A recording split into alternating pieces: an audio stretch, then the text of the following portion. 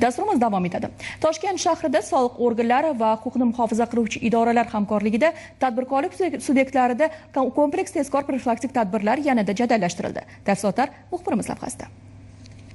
Toshkent shahar prokurori iqtisodiy jinoyatlarga qarshi kurashish departamenti hamda shahar soliq boshqarmasi rahbarlarining navbatdagi o'rganish manzillari Shayxontohur, Yunusobod va Yakkasaroy tumanlarida bo'ldi. Dastlab Shayxontohur tumanidagi savdo majmuasidagi holat ko'zdan kechirildi. Mutasaddilar tadbirkorlar bilan yuzma-yuz muloqot qilib, faoliyatini mutlaqo qonun doirasida tashkil etish, soyadan chiqib ish yuritishning afzalliklari borasida zarur tushuntirishlar berishdi. Shundan so'ng tuman soliq inspeksiyasida soha xodimlari ishtirokida yig'ilish o'tkazildi. Unda mamlakatimiz iqtisodiyotiga jiddiy zarar yetkazuvchi yashirin iqtisodiyotga qarshi murosasiz kurashish, soliq bazasini kengaytirish hamda qonun ustuvorligini ta'minlash yuzasidan mas'ullarga topshiriq hamda ko'rsatmalar belgilab berildi.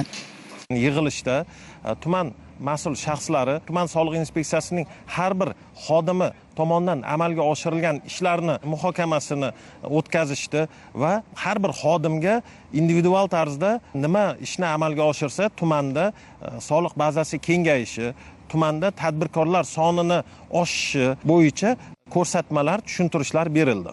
Xuddi shu kabi tadbirlar Yunusobod tumanida ham bo'lib o'tdi. Hududda joylashgan savdo kompleksida tadbirkorlik faoliyati bilan tanishildi. Ijara shartnomalarini rasmiylashtirish, ishchi xodimlarning mehnat munosabatlariga qonuniy ravishda jalb etish, soliq hisobotlarini yuritish, raqamli markirovka hamda aniqlangan boshqa kamchiliklarni bartaraf qilish yuzasidan tadbirkorlarga zarur tavsiya va tushuntirishlar berildi. Shuningdek, mas'ul xodimlar ishtirokida tashkil etilgan yig'ilishda iqtisodiyotimizga salbiy ta'sir ko'rsatuvchi omillar muhokama qilinib, soliq bazasini kengaytirish va qonun ustuvorligini ta'minlash bo'yicha vazifalar belgilandi. Yashirin iqtisodiyot ulushini kamaytirish va soliq tushumlarini oshirishga qaratilgan tadbirlar Yakkasaroy tumanida ham davom etdi. Soliq xodimlari bilan uchrashuvda rahbarlar tadbirkorlik subyektlarini har tomonlama qo'llab-quvvatlashga alohida e'tibor qaratilishi kerakligi, sohabay, korxonabay va mahallabay tamoyillari asosida joyiga chiqqan holda o'rganishlar o'tkazilib, ishbilarmonlarning faoliyatida uchrayotgan muammo va kamchiliklarni bartaraf etish bo'yicha aniq ko'rsatmalar berildi.